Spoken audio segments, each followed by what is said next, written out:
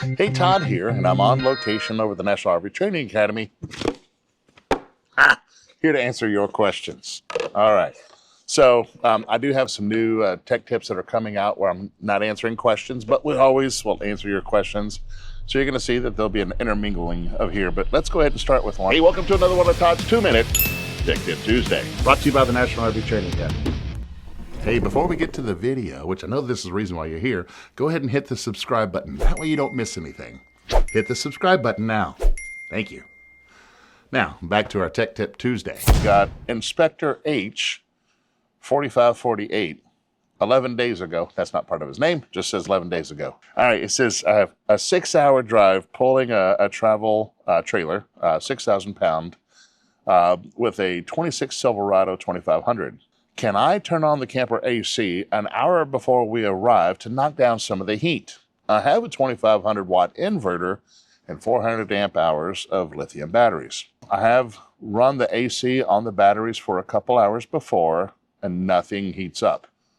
So yes, if you have a system complete with an inverter or even a generator, onboard generator, yes, you can employ the air conditioner either by the inverter or the onboard generator while you're going down the road. Couple hours, what I would recommend is probably the last fuel stop. Depending on where you're at, last fuel stop, because you're already stopping, you're filling up for fuel, go ahead and turn on the AC. It's a good place to do that, but absolutely you can. Most of the air conditioners are designed to be on while they're going down the road. That's the reason why they have a front shroud, right? No air gets through there. All the air gets pulled back, right? So on the condenser coils, air is flowing through freely. Probably works a little bit more efficiently on the air conditioner, to tell you the truth, because we're pulling the heat off those coils. Absolutely, you can. Quite honestly, in our travels, we don't travel unless the air conditioner's on. All right. The second one I have here, this is the, let's see, this is from the Connected Camper. This is what it says. Great videos. Well, you're very welcome. Thank you very much. All right. I have a 50 amp service RV, got a Grand Design fifth wheel, 12 volt fridge, on-demand water heater, 600 watts of solar, 300 amp hour lithium batteries. Ooh, which one you got? 3,000 watt inverter with a 30 amp terminal connection. It says 25 amps. I run my RV's 50 amp power cord to my inverter. I have a TT30 pigtail connection on the inverter, and I use a 50 amp adapter to 30 amp pigtail. I turn off my converter at the circuit panel so that there's no charging loop when connected. When I'm connected, I can run anything in my RV as if I were connected to a 30 amp shore power until the batteries are dead. I do manage my power supply closely, and I run my AC for an hour if needed to, but never do. Do you see a problem with this? Okay, so outside of this dog bone that you have from a 50 amp RV down to a 30 amp connector back up to a 50. And I know what you're trying to do. Apparently you have an inverter with only a single leg, okay? And you have a 50 amp RV that has 2 legs. So you're dog boning down to a single leg and then paralleling them out, okay? As long as you're never, ever, ever, ever, ever plugged into shore power through that inverter, yeah, not a problem. Okay, and yes, you can run your AC. If it's a 3,000 watt inverter, you can run your AC, no problem with that.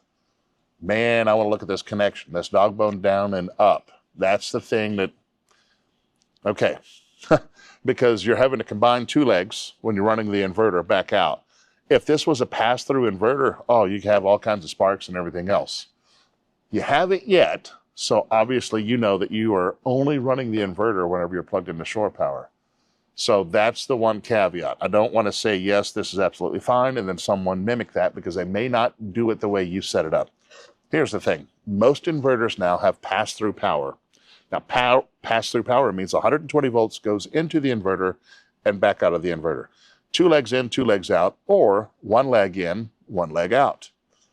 Your situation, you have 2 legs going up to a combiner. That's the TT30 amp plug you have, going to the inverter, and then out of the inverter, apparently going back out. So you're combining them and separating, or basically you're cutting this leg off and then sending it over. So I just want to make sure, not for everyone, because there's some wiring trickery that you have to do. In order to do that, there are better ways of doing that. So if you're not sparking, you're fine. The batteries in the inverter can handle your load. All right. Next question I have from Mechanic Mark 613. He says, I have 2 lithium 100 amp hour batteries, but one drains while the other stays at 100% standby. Is this normal? Or are they both supposed to be working together? Absolutely, the batteries should be working together, okay? If one is on standby, then it begs the question, is the circuitry between the battery and your loads, is it full, or is there a disconnect on? Could it be the BMS inside for whatever reason's in protection mode and doesn't allow power out? Not normal, right? So you either got a loose connection, open connection, or you got something going on with the BMS inside that lithium battery. They do work together. It's not like your propane tank where one goes down and then it switches over, then the other one goes down. That's not how it works. They both work together when wired correctly. So definitely need to check that out. One more. This is from Edenborough Lake. In our RV, we have 3 300 amp hour Big Beard batteries. Well, you've already won the lottery. I have a Victron Multiplus 2 2x120 and a 6,000 watt Onan generator. When we try to run our RV on the generator, the Multiplus overheats and trips out if we try to consume more than 2,800 watts. Okay, what needs to be changed in order to be able to utilize the full capacity of the generator? Well, here's the problem. You are limited to one single leg on the 2x120. Here's how it works, right? So with your generator, 6,000 watt generator, it's 120 volts. It's not 240. Okay, 120 volts, not 240. Now, when you're saying that you're consuming more than 2,800 watts, we're only running one leg. You have a 3,000 watt, or sorry, 30 amp breaker, even on that 6,000 watt generator, but your RV, right, what it does, I'm sorry, your inverter, not your RV, it sees 120 coming in. It's programmed for 240, right, because you got leg 1 and leg 2. If it sees both coming in, what it's simply going to do is only allow one side to go through, okay? That one side goes through, right, and then it tries to pull power from the other leg, right? So it's going to pull from the batteries, okay? So depending on leg 1 and leg 2, you're running the limits of the inverter itself, which is 2,400 watts. That's all it can do continuously, okay? Here's the situation. You have a big 6,000 watt generator, and with one inverter, right, again, just like the previous question, we're going from one leg to 2, okay? Even though the generator's 6,000 watts, it's still 120. Well, that's only going to go through one leg.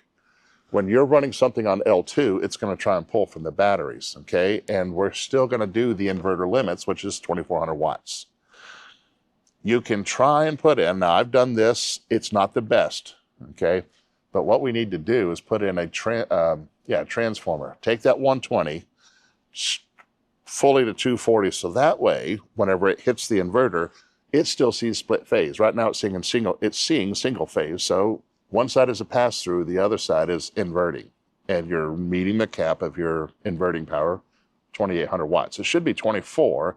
It'll run that 28 for a couple minutes, overage, and then it's going to say, hey, look, we don't like what we're seeing, okay? It's the limitation or the way the generator is built in the first place. It's 120. Just in the RV space, anything 7,000 watts or below is 120. I put in a Victron autoformer to go from 120 to 240, but even with that, I have to nerf it because I can't overload that autoformer. Here's the thing, to get a full-fledged autoformer, to be able to run both legs off that 6,000 watt generator, that cost about $1,500 to $2,000 just for the autoformer itself, okay? Another way to do that is to put in a second inverter, right, where you have one for leg 1 and one for leg 2, okay? Now with the generator, right, sending that power through, we can parallel that, actually not leg 1 and leg 2, we'll just do both. We can parallel it, we can almost double that. So, cost a little bit more, 2 different ways to get this solution taken care of. either with an auto former, still limited to your 3,000 watts on inverting, or another inverter to get you that 6,000 or 4,800 watts on the 2 inverter. So, hey, reach out. We'll be more than happy to help out with that. But that's how we'd fix that. There's your tech tip. All right, before you get to the bloopers, which is why you're here in the first place, the RV industry needs thousands of RV technicians and inspectors, and now is the perfect time to do that. If you want to make more money or have more control over your time, go ahead and click the link below. Or if you just want to learn how to fix your own RV, got something for you there. Head over to rvtechcourse.com and get started today. Now, for the reason that you're at the end of the video, roll the bloopers. Here to answer your questions. Hey, where else can you get answers so quickly that within 11 days, there's an answer? Connected camper. I was like, okay, it's electrical. All right, 3 weeks ago, still less than 11 days.